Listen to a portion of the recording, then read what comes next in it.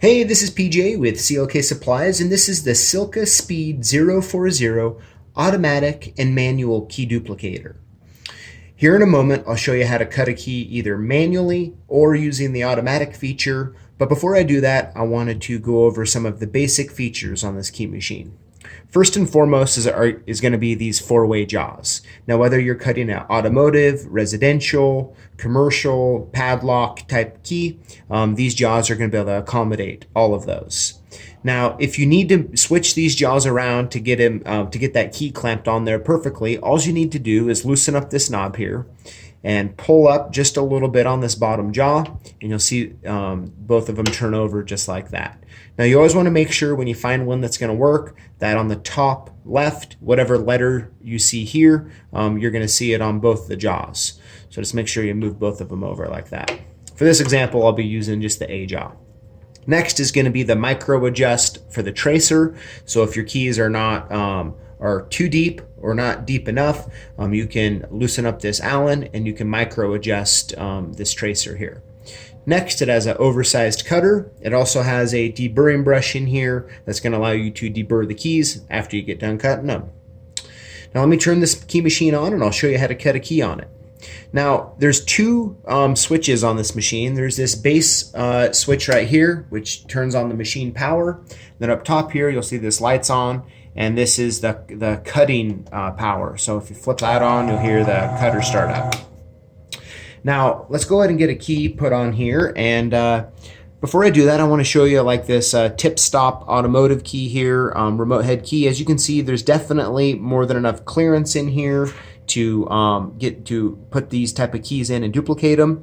And if the key is a tip stop, not a shoulder stop, the shoulder stop where there's a little shoulder here that you can align, when they don't have it and there's a tip stop, you use these little metal bars that the machine came with and comes with, and you put them in here like that, and then you're going to be able to just push this key in and clamp it down on the tip.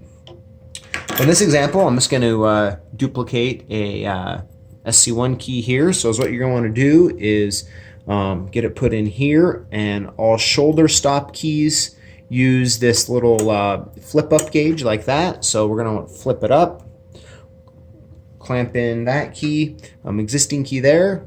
We'll put in our key we want to cut on this side. There we go, like that. We'll get it clamped down. Now at this point, you can just turn the motor on, and you can just pull it up and just start cutting the key just like this, no problem. So that's just the manual function. The automatic function, which I'll demo on this video, is what you're going to want to do is you're going to bring the whole carriage all the way to the right, and we'll turn on the motor here. That's what you're going to want to do is you're going to want to push this button down and go down and bring it up to start, and that's going to put tension onto the tracer and the cutter. And then you're going to want on the side here, there's this little gray button. You want to just hold that in for a few seconds. You'll hear the motor start up and then let go, and it'll take it and start cutting the key.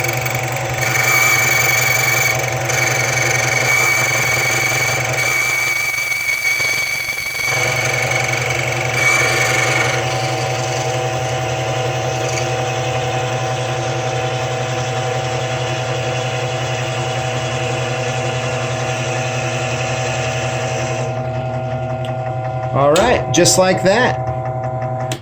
That's how it cuts a key automatically. This is the Speed 040. Thanks for watching. We'll see you next time.